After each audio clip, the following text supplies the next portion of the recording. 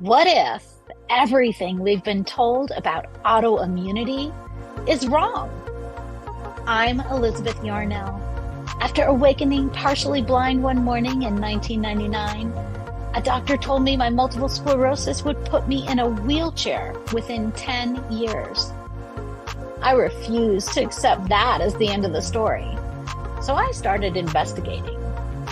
Welcome to the Inflammation Investigator, the podcast that uncovers the inflammation lurking underneath your ailments. Because autoimmune and chronic conditions should not be viewed as death knells when they are actually alarm bells. I'm a traditional naturopath and founder of the Inflammation Academy. And in 2 episodes every week, we dig into what conventional medicine might be missing. If you're living with chronic or unexplained symptoms, this investigation is for you. Your body has been trying to tell you something. Let's start listening.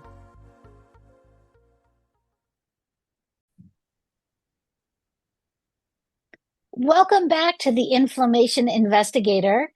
Today I have a special treat. It's Divya Gupta. She is a functional nutritionist and a specialist in thyroid. So it's going to be a very interesting conversation today. She has a very interesting background we're going to get into. But she's a nutritionist who focuses on Hashimoto's and gut health.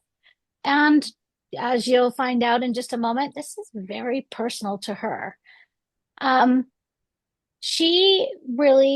Her approach for working with thyroid and Hashimoto's is about taking the guesswork out of healing and offering real support. Really, when the body feels safe, nourished, and understood, not when we push harder or chase endless protocols. I'm really going to let Divya bring you up to date on what her story is and how she got into this. So, Divya, welcome to the Inflammation Investigator. Thank you so much, Elizabeth, and I'm so honored to be here and thank you for having me. We're thrilled to have you because I know that so many people deal with thyroid issues, and there are so many approaches to that, and I can't wait to hear what yours is. Yeah, absolutely. Before, as you said in my intro, it's very personal to me. So for everyone listening, as you would guess, I'm Indian. I came to the US like most stereotypical Indians to do my master's. I'm a computer science background. We're either, engineers, doctors, or lawyers. So I went to the engineering route and I came here for my master's. And I was working corporate America in a top four consulting firm and climbing the corporate ladder and living the American dream, right? The white picket fence, everything perfect. And I switched careers. And as I said, it was personal. So even I want to go back real quickly. So while I was still in India, I was 20 years old. I just remember this so clearly is when I lost my gallbladder. And it happened very fast. Out of nowhere, out of the blue, the gallbladder attacks started one night. As they normally do, if anybody has ever experienced, it's around 2 to 3 a.m. That's when in traditional Chinese medicine, to the chakra, right? That's when your gallbladder and your liver get clean. And it has started happening consistently night after night. And after, going to doctors, trying everything else, nothing seemed to work. But eventually I got, oh, it's stones. She has gallstones. It seemed like a relief. Okay, at least now we know why I'm having those crazy attacks. And I've been through 2 childbirths, and I would not wish that gallbladder attack to anyone. I would still take a third child, but I'm not planning to. But if I over that, then gallbladder attack. So if that's saying something, it was awful. But I didn't know anything then. As I said, it's not my background. Okay, you trust the doctor, the medical system. Hey, what do we do? Oh, we can take it out. You can live without the organ. Fine, take it out. And and maybe I don't want to question it. Maybe that was the best decision for me. Maybe my gallbladder was so far gone at that point that it had to be taken out because it was it was horrible. The pain I couldn't stand because I remember one night screaming in pain. I'm like, Mom, I just want to die. It was that bad. So it was gone. I felt, better, recovery was quick. I came to the US, it was just a few months after I came to the US, new environment, the foods change. I'm in an Ivy League school. It's stressful. And I now when I look back, I had some, I want to say stress-induced IBD because, I was dealing with those phantom attacks, even though the organ wasn't there. And nobody could ever say anything. Everything was fine. And, you just continue, you just push through in your early 20s. And I would, I moved to New York City for my job. And I remember feeling sleepy all the time. I would sleep for 8 or 10 hours, wake up, get tired. My muscles would ache. And that was my biggest challenge. My muscles would just hurt. And I haven't done much. It's not that I ran a marathon or worked out. I'm like, why is it still hurting? I remember even going to the doctor because my body was in a lot of pain. And I remember she like, oh, you're too young, leave. Like, and you're so young and Mm. naive at that point that you don't even know how to advocate for yourself or think, oh, maybe I should just try harder, just suck it up, try harder. But again, through, serendipitous, I think I'm lucky. I got diagnosed with Hashimoto's at 25 after a few years. And that was again, I would go to an OBGYN. She's like, oh, it seems inflamed. You should go see an endocrinologist. Sure. They run some blood test.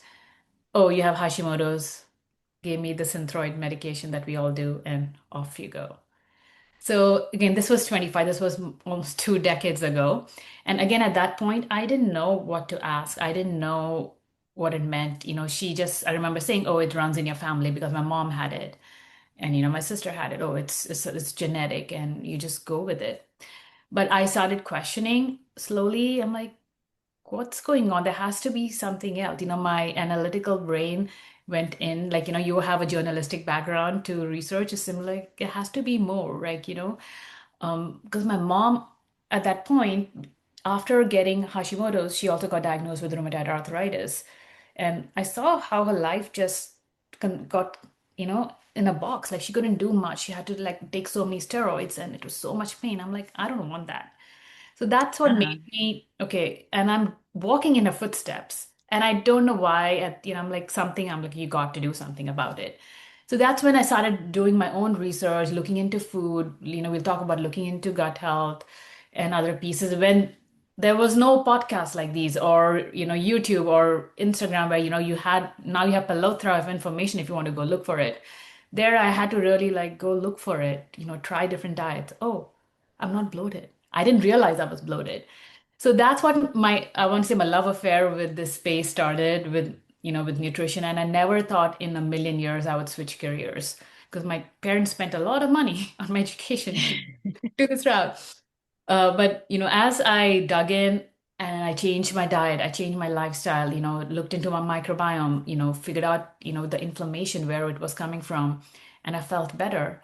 And I'm like, why aren't people talking about it? Why aren't the doctors talking about it?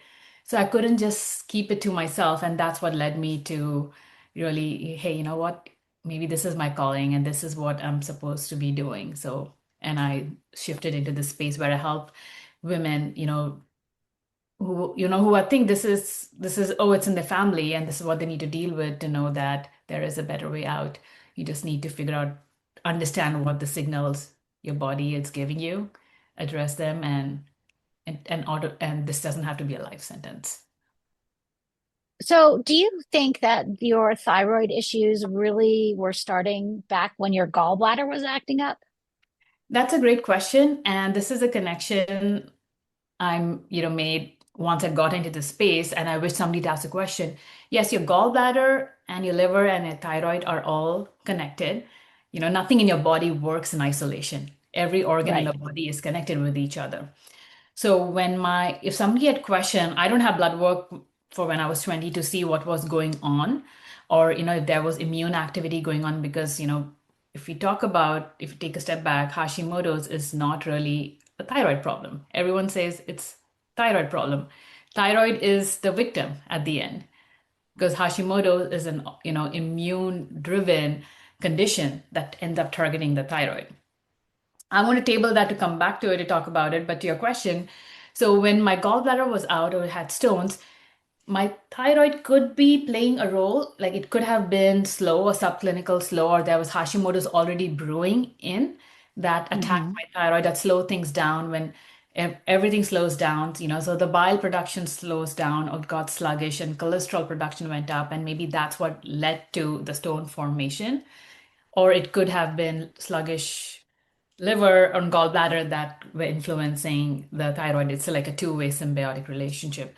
So it could absolutely be, if I look back, I'm like, I wish the doctor had, dug in further. Hey, why is it happening in a seemingly young 20, like, healthy person? Nothing, there was no history whatsoever to ask more questions. And I tell everyone now, everyone, who come to see me, I work with, hey, if you have gallbladder issues, we got to look at your thyroid. You got to look at your thyroid. There could be a role, and let's catch it faster. Or let's save the organ if we can. Yes, because we know that your gallbladder is involved in digestion and your thyroid controls all those hormones that influence digestion. I mean, it's all together, right? And what is the big elephant in the room that links everything, every symptom together? It's inflammation, right? Inflammation, absolutely. So, uh, I'm sure your audience is very well versed, right? You know what inflammation, but just for somebody listening to the first time, we talk about inflammation that everyone hates a bad thing, it's a bad thing, but we need inflammation is not all bad, right? When we get a cut, things swell up around it, and there's inflammation, we want that. That's a way a body heals, right? So we want inflammation is good in that, and the scrape goes away and like it was never there. But when we talk about in our chronic diseases and autoimmune condition, this inflammation is constant. It's like always running in the background. It's just chronic. Your body is always fighting a war. And that's when it becomes an issue, or it's that's when we need to look at. And it's never just one piece, right? It's never just one source. If wish it was, it's a multiple different things that your body is fighting, and there's different wars going on. In lack of a better knowledge, there are different wars going on in the body, and there's inflammation, and that's when your body gives up. Okay, that's it. I'm done. I can't do it anymore. I'm tired. I'm exhausted. You're not listening. That's when it starts screaming and shouting. And that's what maybe the gallbladder was doing for me. Okay, I'm done. But I didn't know what to look for. Maybe I had symptoms. No. I didn't know any. I didn't know. Or maybe my digestion was off. I have no I don't remember. Uh, How would you have known, right? We're not indoctrinated into thinking about what our body is actually saying to us, what we're told to do and what we've grown up hearing to do. Oh, you have a gallbladder pain? Let's just take out your gallbladder and then that pain will go away. yeah. So you went on Synthroid. What happened then? Did that medication fix everything? Uh, uh, so for everyone listening, so if anybody who has, I'm going to like take a step back, then answer that question, right? When we're talking about Hashimoto's, which we said it's an autoimmune condition.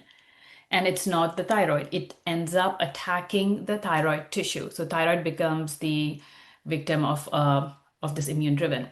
So what's happening in Hashimoto's is your body is producing antibodies, anti-TPO, anti-thyroid peroxidase, and anti-thyroglobulin antibodies. So those antibodies end up attacking the tissue, and then there's oxidative stress in the system as well. And this inflammatory cascade keeps destroying the thyroid tissue that leads to hypothyroidism, which is opposite of hyper.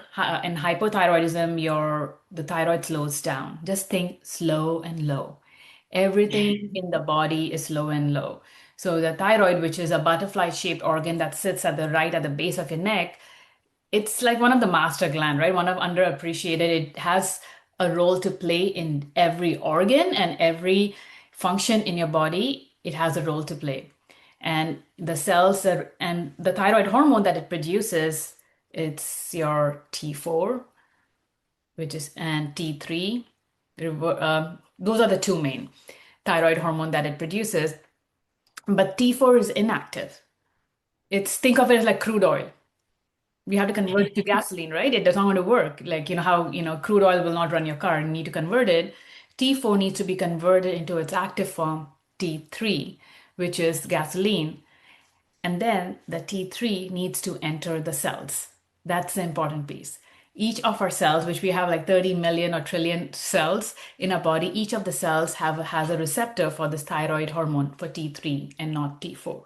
So once the T3 gets into the cells, it can do its magic about producing energy, running a metabolism, your fertility, your mood, everything it controls. So when we give Synthroid, which is I think one of the most top given, prescription out there, I think after statins, perhaps I might be wrong in my stats. I haven't looked it up in some time. You, But, as we said in the beginning, the number of hypothyroidism issues has gone up like 30-fold in the last 10 years. There has to, it's something to think about what's going on in our environment, right? These rates are increasing. So Synthroid is primarily, or levothyroxine is primarily just T4. It's just crude oil. So what the system is doing, hey, you reduced your thyroid hormone, we're going to give you T4 and your body will do the rest, which we're hoping it will convert it. So when Synthroid was given to me, and for a lot of folks, sometimes it doesn't work and they have to figure out different dosages and they do that.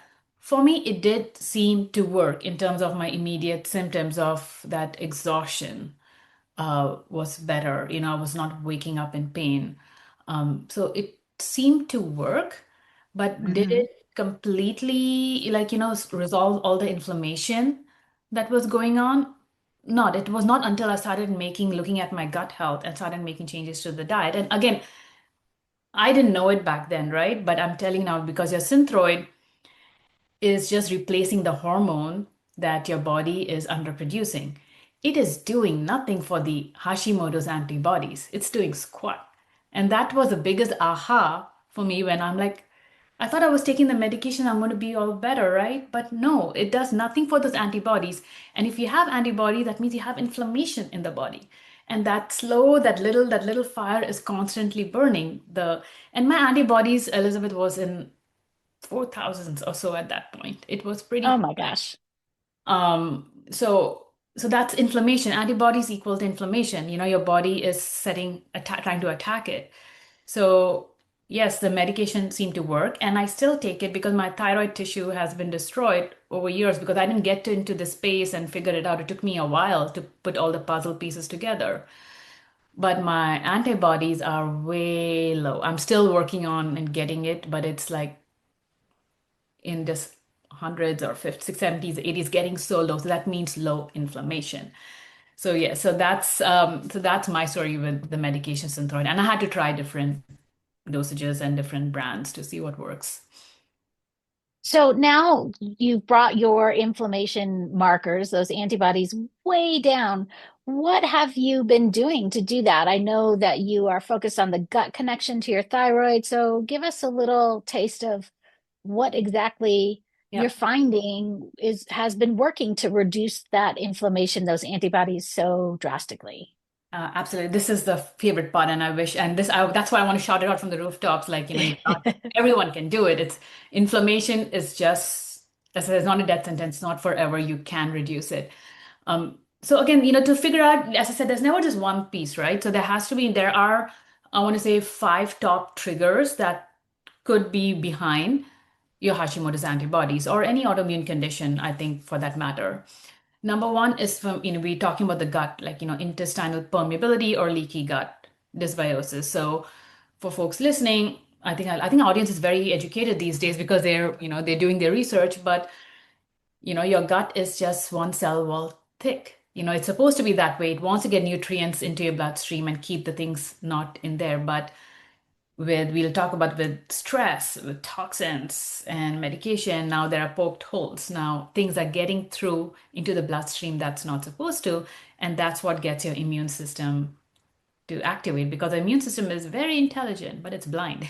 It just goes after the antibodies, right? It doesn't know, oh, this is the shape I need to go after and attack it. It does not know whether it's just a piece of spinach that now has made it through the bloodstream it's not supposed to, or is it actually a pathogen? So that Right. could be one trigger that immune system gets turned on and stays on. And then there's dysbiosis, which is imbalance in your microbiome between the good bacteria and the bad bacteria. We are more bacteria than our own cells. And it gets influenced with the environment.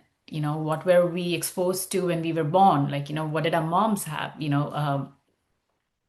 And a ton of different things. So that plays a huge role on how well our microbiome, because they also modulate our immune system as well. We need that, are the gut bacteria. So that's one, could be one trigger. How is the person doing there?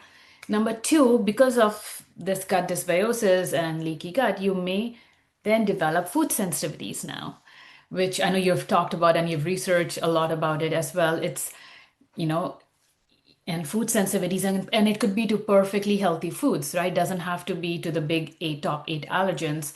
And but your body is now doesn't see it as safe and starts attacking it. And that's again low grade inflammation, another war that your body is fighting.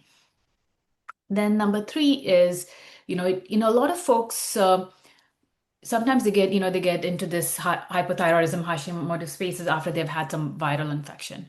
It could have been mono or EBV or even, COVID. That's, that load went up and that triggered this cascade. So that's one. Again, the question is, why is your body not able to keep that virus in check? That's a whole different question. Then number four, this is what I'm seeing a lot more these days, and I'm diving in, is the whole toxins in our, whether it's mycotoxins, which are produced by mold, heavy metals, and environmental toxins. Because I'm doing a lot of gut work, but if you're surrounded by toxins, it's also one of the triggers that your gut is getting exposed to, through our water, through our food, just through the, what products we are using in and around it. No matter, even if you live in a jungle, I just feel our environment is so, new chemicals being released. So we are getting constantly exposed to it. And then our liver gets overburdened with everything else. So not able to detox. So toxins is another number fourth bucket. And number five is, stress, chronic stress. And that's another piece which you have to think of it as a toxin. Like, stress is good, some of it is needed, and it's not a bad thing. But chronically, if we are stressed and we don't know how to regulate our nervous system or manage our stress, it just raises up our cortisol. Our cortisol also influences how our thyroid hormones function. Then the blood sugar is off. It just has a cascade of impact, and similarly to the gut as well. Now, that can lead to the permeability. So these are the different triggers for inflammation in the body. And to reduce those antibodies is like trying, taking a good view into your life. Okay, what's going on? That could be a little bit of everything. There could be a two or three big buckets that everyone can start working towards to slowly calm down that inflammation and see the impact. Okay, so that's how I started for my own healing. Was I'm like, the only thing at that point, I'm like, I know I control what I put in my mouth, the food. So let's Hmm. start there.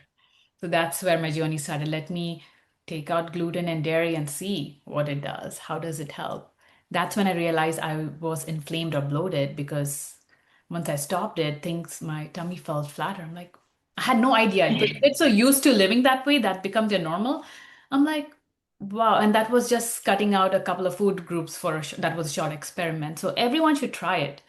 Be, their own N of one experiment to see what works for you.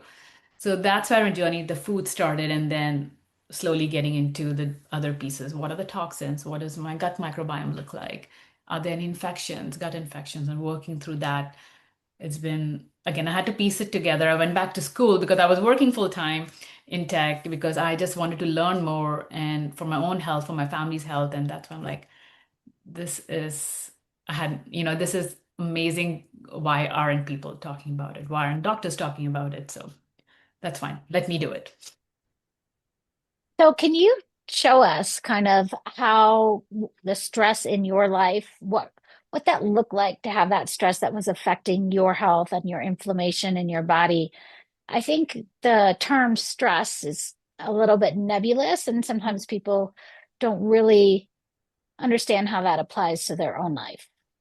Yeah, so when your stress is y- even exercising is a stress, right? For the body, exercise is a stress. Your cortisol goes up, but that's a good stress.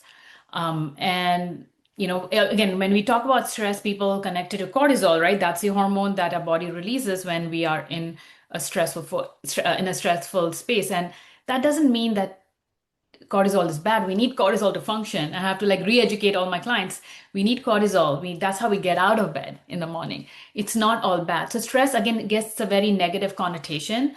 You're right, it's very nebulous, oh, all stress is bad. And I'm like, I don't think stress is bad. I think we have to just build the resiliency to manage stress better.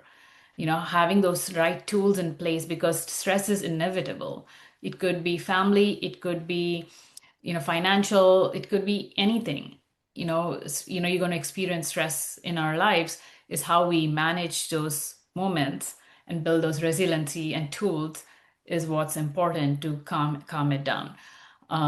And again, it could be journaling for somebody, it could be meditation for somebody, it could be just taking a walk or talking, seeing your therapist and just talking through it. Figure those pieces out for yourself.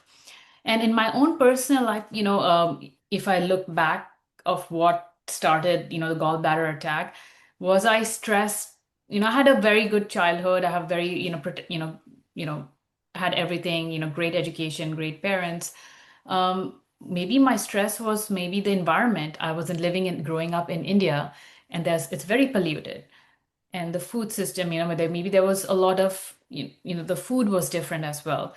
The quality of food, maybe that was internally stressful.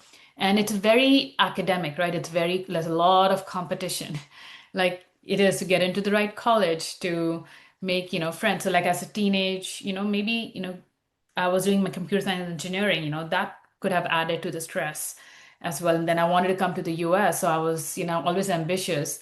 So those could be elements of stress. I didn't have as such like trauma or anything, major that I say that was a stressful moment for me, but it could just be these little things and probably didn't have the tools to manage even these little stresses of how do we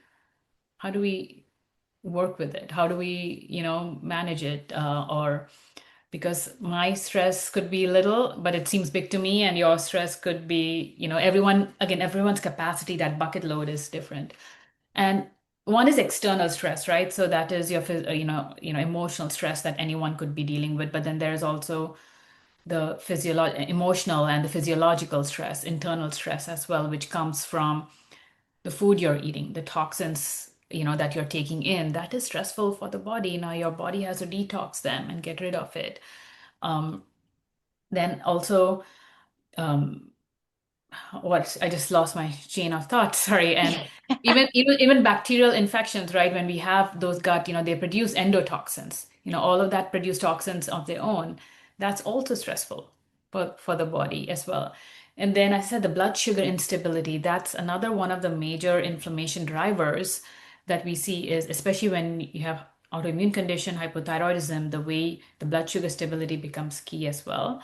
And that is stress to the body. So you can just see, stress it's one big terms, but it actually, we need to divide it. Is it physical? Is it emotional? Is it, more spiritual? Like, we need to figure out where is our stress lies and figure out what we need to do to build that resiliency to manage that stress. I think that our society sometimes puts a lot of value on being stressed, right? We like to say, "Oh, I'm too busy. I'm just always busy," and we see these high achievers and we put a lot of value on them, and it's very stressful to be a high achiever in whatever field that you're looking to be in, whether it's even as a professional athlete or someone in the corporate world or an academic, someone who's in school, going through school. It's very stressful. And another thing that I think that we are not taught that much to value in our world is how to slow down and relax that stress. What are these techniques that can really help diffuse all of that? Because I think it's very recent that we have realized that stress, whether it's mental or emotional or physical stress, does cause long-term damage and inflammation in the body. Yeah. So I think you're exactly right there. I wish they teach that in school. That's like, breath work classes or taking a moment. I wish you're absolutely right. It is any field, and even for me, I was thinking back as well when I moved to New York as a young 20 something before my Hashimoto's diagnosis. You are working one of the biggest cities, a competition of climbing up the corporate ladder, and trying to fit in because I just came from India a couple of years ago into the new environment. All of that is stressful, right? And again, Yes. as a new mom now, right now, as I was talking to you, Elizabeth, before we started recording, I have a 10-year-old and 11-month-old. It is stressful. I haven't slept through the night in 11 months. And but this shall too pass. That's also stressful to the body, not getting enough sleep. That's another stress, but this shall too pass. But trying to, I think now the habits of, as you said, trying to slow down or, and just realizing the fact, okay, I'm tapped out. This is all I can do. I need a break or, asking for help. Just knowing to lean into that now has kept me going right now. My daughter went to a very special middle school. It was a charter all girls public Mhm. school. And every morning they started with yoga for the entire school. Wow, that's amazing.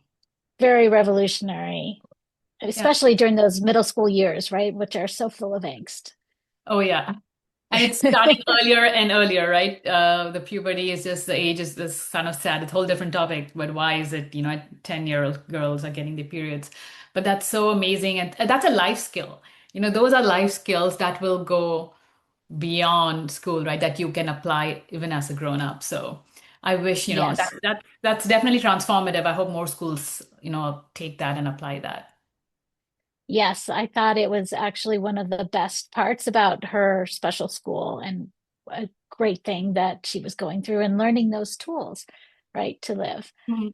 So, how do you see supporting the whole system versus chasing protocols when you're dealing with thyroid issues and maybe other physical health issues? Yeah. So these days, again, the protocols have become so like everyone has a protocol. You log on to social media, there is an influencer trying to do this parasitic protocol XYZ.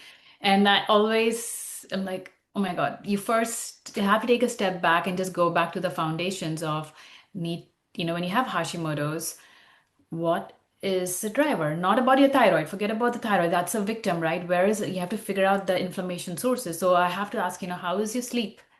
How is your digestion? How is the stress in your life? Are you even going to the bathroom every day? Like, these are the questions that it's foundation we need to ask. And then really start looking at the body from it's interconnected and, drained like from top to bottom. If you're not pooping, sorry, we're going to talk about poop. If you're not pooping every day, that's something, that can lead to inflammation. That's recirculating toxins into the body. Let's work through that. And, based on the blood work, you can pick signals and signs of nutrient deficiencies. And if you do have an autoimmune condition, whether it was MS in your case or Hashimoto's, there is inflammation. Your body is attacking. So why is it attacking? So, are we breaking down the food? Because again, when it comes to hypothyroidism, your gut and your liver plays a huge role. That's where the crude oil gets converted into gasoline. The T4 to T3 conversion happens. So we need to look at the gut and the thyroid. That's how those are the two organs. So hey, are we going to the bathroom every day? And then what are the nutrients? Are we detoxing well? Do they have chemical sensitivities? Asking questions like that. Like, do you find yourself falling sick often? So we can help support the digestion. So because once we can break down the food, we can absorb the nutrients. Because a lot of people come to me, they're already working out, they're already eating as clean as they can, but then why is it still not working? Because it's their body asking for support. Hey, let's support the digestion. There is some block, right? Some things are blocked. Maybe it's a B vitamin needs, when it comes to the liver, because liver does so much for us and it detoxes in like three different phases. Hey, trying to figure out where does it need support that pathway so the liver can start working on its own. And once we are able to detox and we are able to repair the gut lining with making the food changes, figuring out what your food sensitivities are, that's like for me the low hanging fruit. You're reducing the inflammation fire. You just slowly, turning the knob off, little by little. Take those off. The body wants to heal. Just believe it wants to heal. We just need to give it the support. Heal the gut lining. Stop, remove those triggers.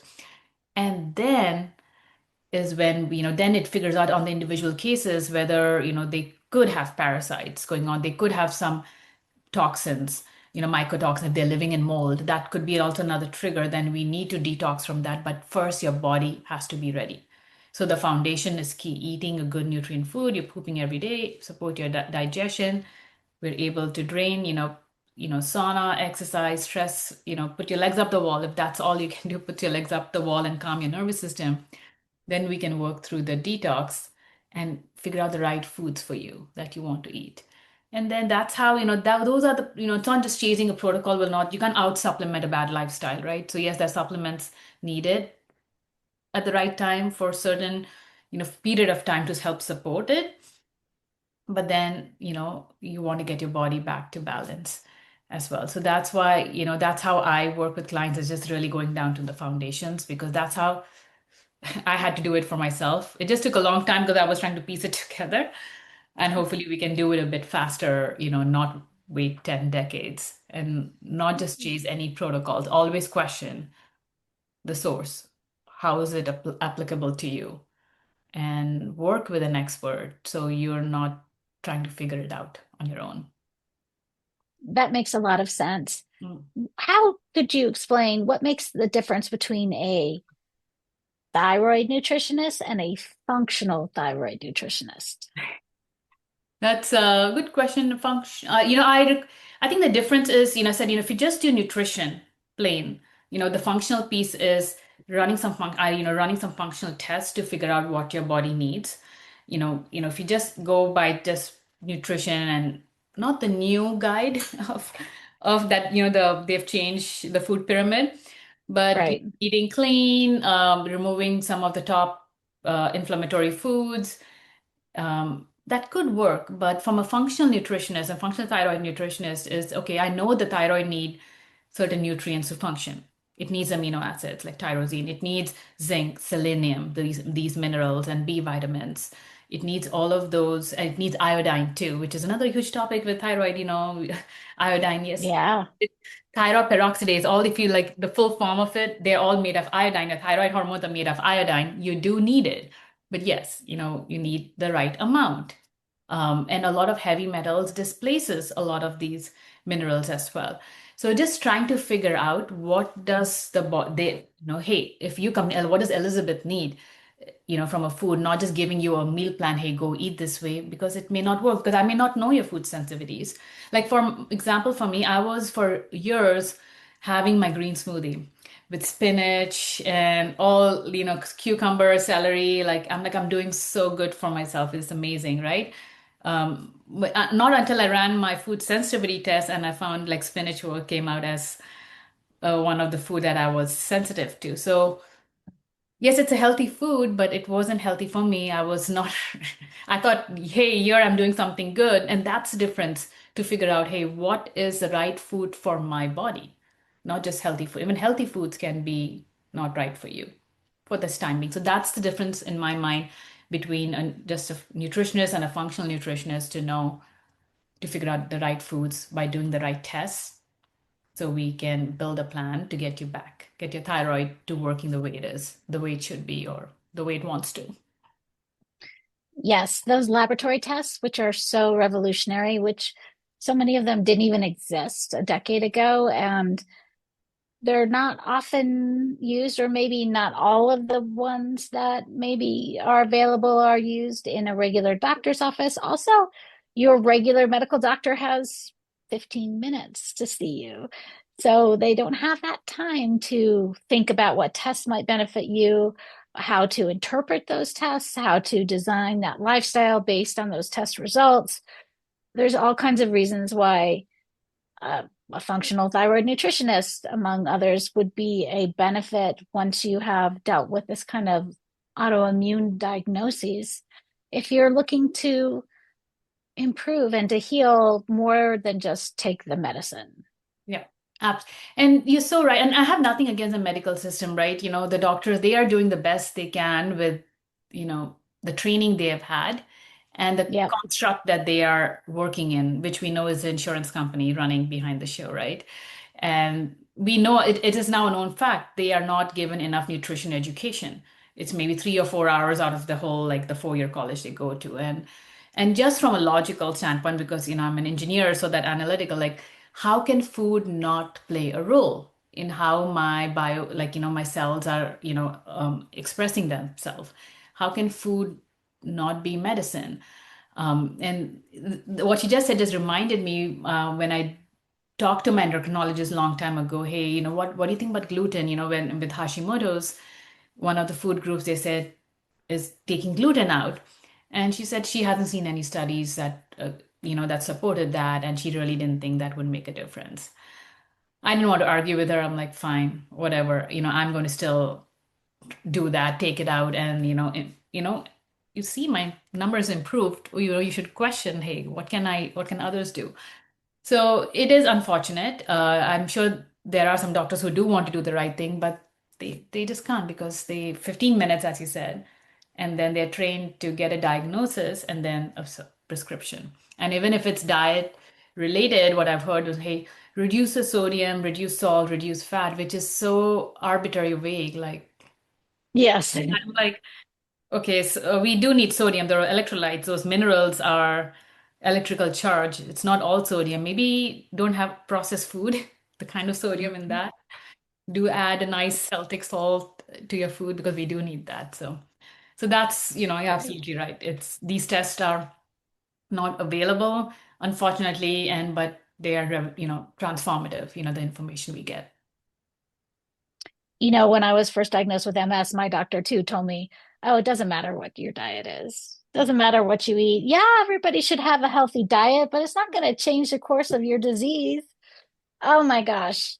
They couldn't have been further from the truth. That was so Look at foundational. you. You're here. I remember your story, which he gave you a chart, right? That this is where your life leading, and look at you now. You are helping so many people. You've changed yourself and impacted like thousands of people. Not get to the Right.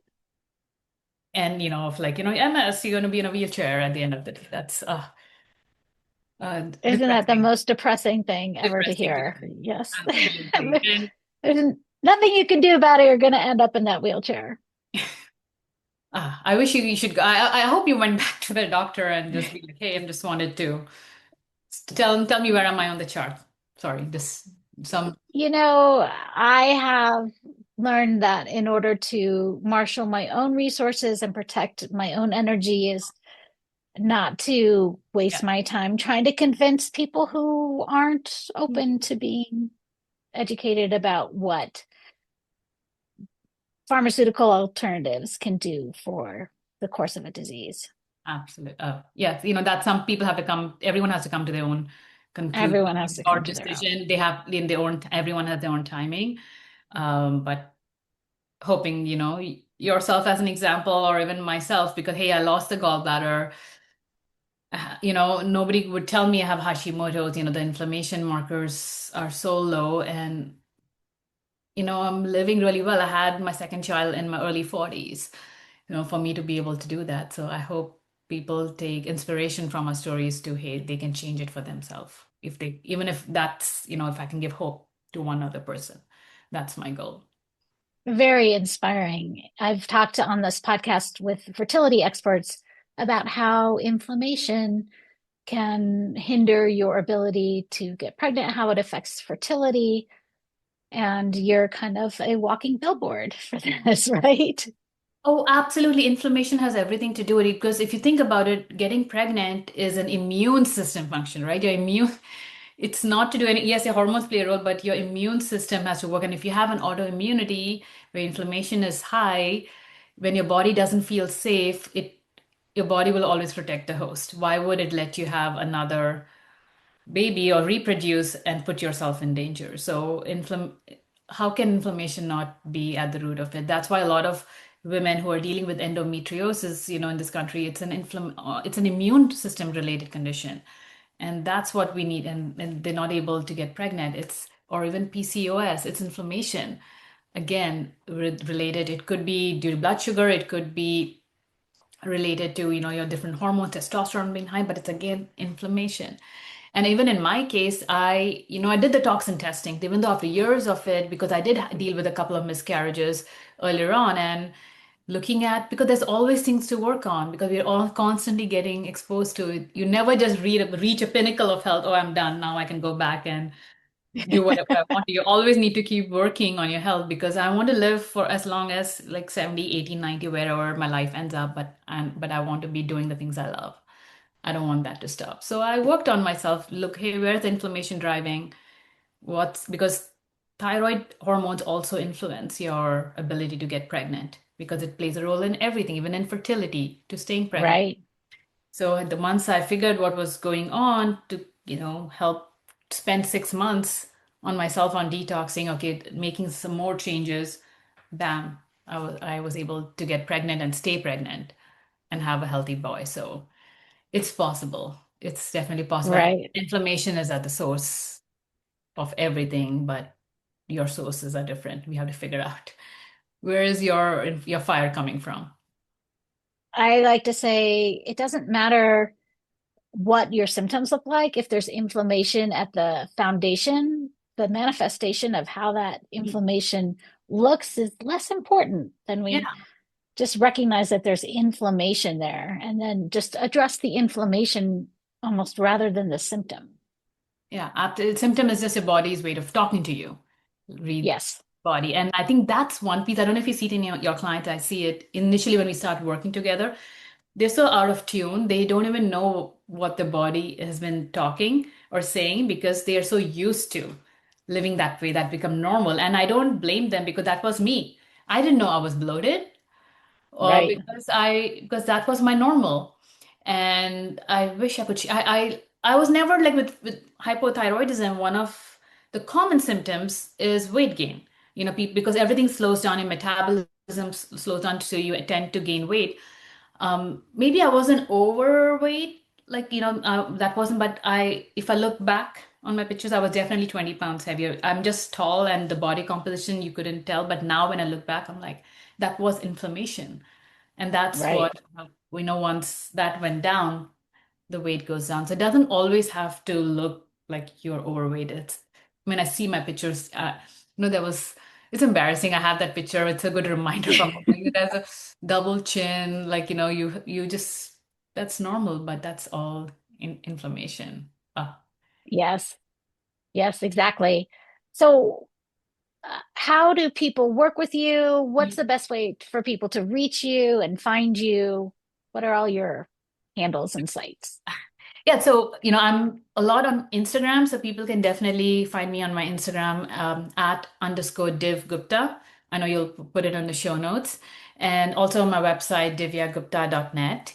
And if folks want to grab, this hypothyroidism symptoms and a full labs guide, because that was, because the symptoms can be varied, right? Because hypothyroidism can manifest in different ways for different people. So your symptoms could live different. So I try to put as many symptoms in there and run a full thyroid panel for sure. And what the optimal ranges are, not the standard ranges. They can grab this free guide from our website as well, divyagupta.net. That's how they can find me and reach out. And there are all the links if they're interested in learning more, or, they can reach out with those links. Fantastic. This has been a really interesting conversation. Thank you so much for coming on today, Divya. Thank you so much for having me, Elizabeth. Really appreciate you, and the message that you're spreading about let's curb that, squat that inflammation. Absolutely. That is the message, right? Yeah. Fantastic. So thanks for talking today, and I hope I see all of you listeners at the next episode. And that's another case filed on the Inflammation Investigator. Remember, every symptom is your body's way of communicating. We just need to learn the language. If today's episode sparked something for you, I want to hear about it. Share your own investigation discoveries with me on social media at Elizabeth Yarnell, or find me at elizabethyarnell.com.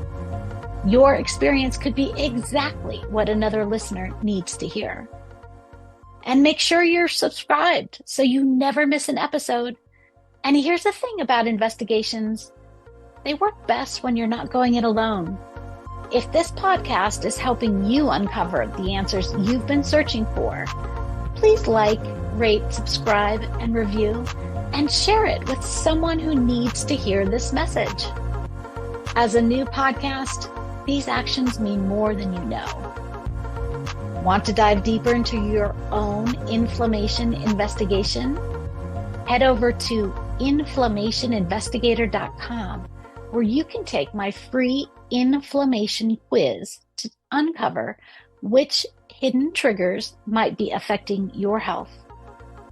Until next time, this is Elizabeth Yarnell, your inflammation investigator, reminding you that the solutions to your health issues are out there. Let's find them together.